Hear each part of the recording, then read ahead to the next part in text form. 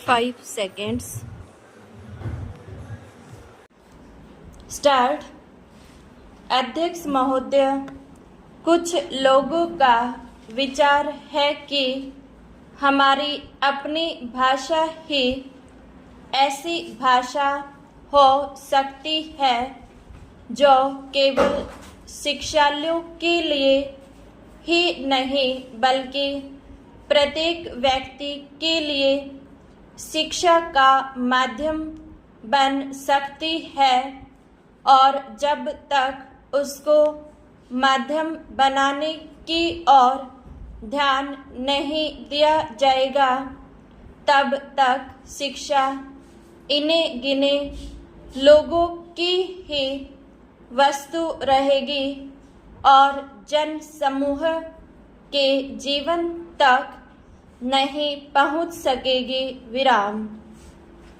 दूसरी विचारधारा यह है कि आज के विज्ञान युग में हम इस देश को यूरोपीय विचारधारा से अलग नहीं रख सकते और न इसका अलग रहना वांछनीय है, और इसलिए कम से कम उच्च शिक्षा अंग्रेजी के माध्यम द्वारा ही दी जानी चाहिए। विराम।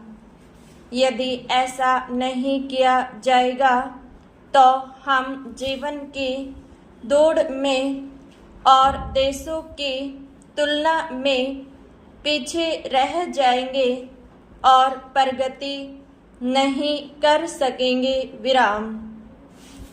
यह बात केवल शिक्षा के माध्यम के संबंध में ही नहीं बल्कि विचार करके देखा जाए तो बहुत गहरी है और सारी पद्धति के संबंध में है। विराम। इससे स्पष्ट हो जाता है कि देश में शिक्षा प्राप्त करने की इच्छा बहुत अधिक है, जो अब शहरों तक ही सीमित न रहकर ग्रामीण जनता में भी दिख रही है। विराम।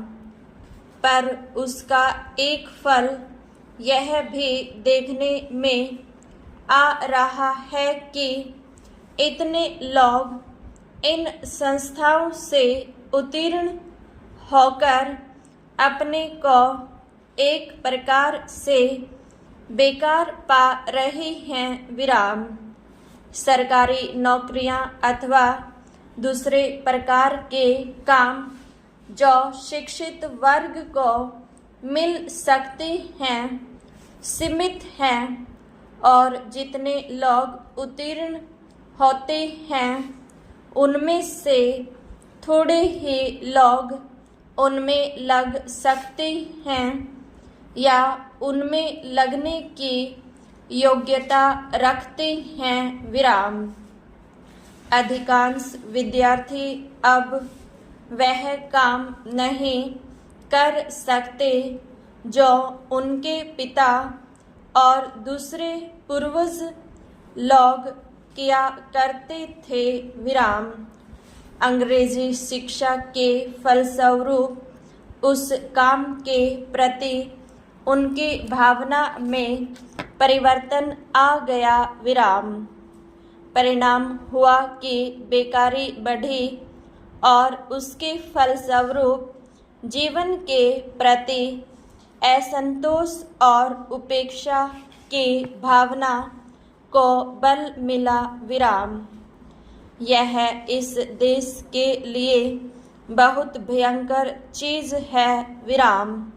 इसलिए हम इस विषय पर मौलिक रूप से विचार करें कि जो पद्धति आज चल रही है और जिस पर हम इतना व्यय करके युवक और युवतियों को बहुत बड़ी संख्या में शिक्षित कर रहे हैं, वह आज की परिस्थितियों को कहाँ तक अनुकूल और लाभदायक है विराम पैरा।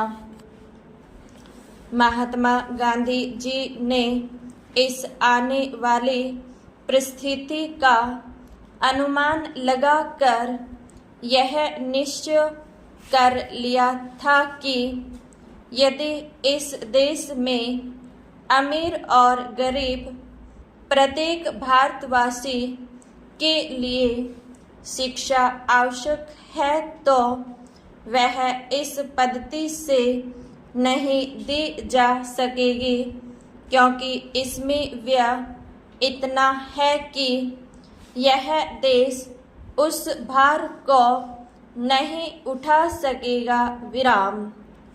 इन्हीं दोनों विचारों से उन्होंने नई तालीम की पद्धति निकाली, जिसको अन्य देशों के उच्च कोटि के शिक्षा शास्त्रियों ने भी शास्त्रीय ढंग से विचार करके उपयोगी और लाभदायक ठहराया विराम।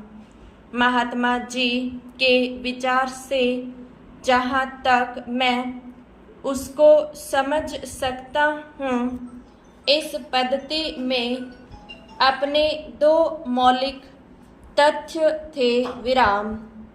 एक तो इसमें शिक्षा केवल पुस्तकों के द्वारा ही दी जाए विराम।